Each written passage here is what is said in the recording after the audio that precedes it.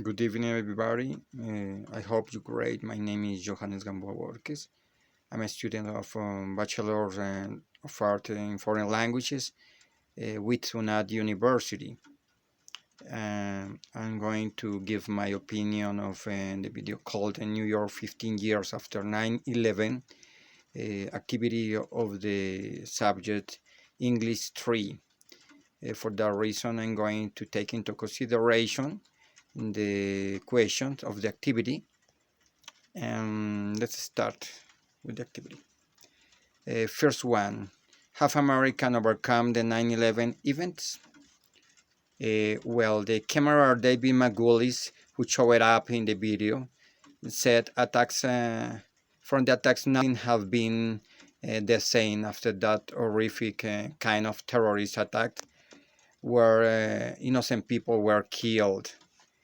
The narrator said affirmed the psychological trauma of the New York people had started in 2001 and had still remained in 2016. Furthermore, the people they had been preparing for the next terrorist attack. They have felt threatened until that moment. The next question is, are Americans still concerned about terrorist threats? Well, Scott Morgan of the Drew University in Madison, New York, who had been researching about the psychological effects of the attacks on individuals and on American society in general, said in the video that they had been shocked to the psyche. The war security had become a frightening war. The next question. How have Muslim and American lives changed after the 9/11 attacks? Well, by the time of this video, about 1 million Muslims has lived in the New York metropolitan area, where Berka who was 24 at that moment, one of them said in the video that the Muslims had killed and deported, and her community have been attacked constantly. They have been scared to go out the next day, and she had asked herself how long this was going to continue.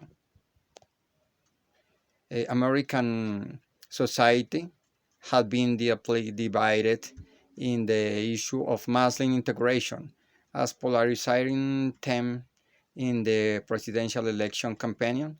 By that moment, the narrator said. Next question is, what is the American government doing to reduce the threat feelings of the community?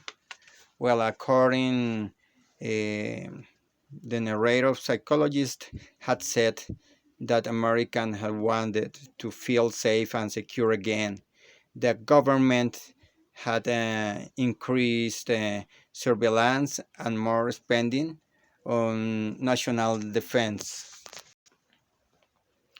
According to the narrators, psychologists had said that Americans had wanted to feel safe and secure again. The government had increased surveillance and more spending on national defense. And this was going to provide real security. The narrator also said Americans' responses in the future was going to be somewhat hard to predict. It was probably the case there was never going to be an attack that has been as shocking as in the other hand, with each additional attack, there was sort of echoes of September 11, 9. That their response was going to be in the future very much dependent on the severity of those attacks, the frequency of those attacks, and in many ways how surprising were going to be unexpected those attacks might be. And the last one is, what is the opinion of some politician about war after 9/11? Well, the Herrero pointed a war in Iraq was going to destabilize the entire region.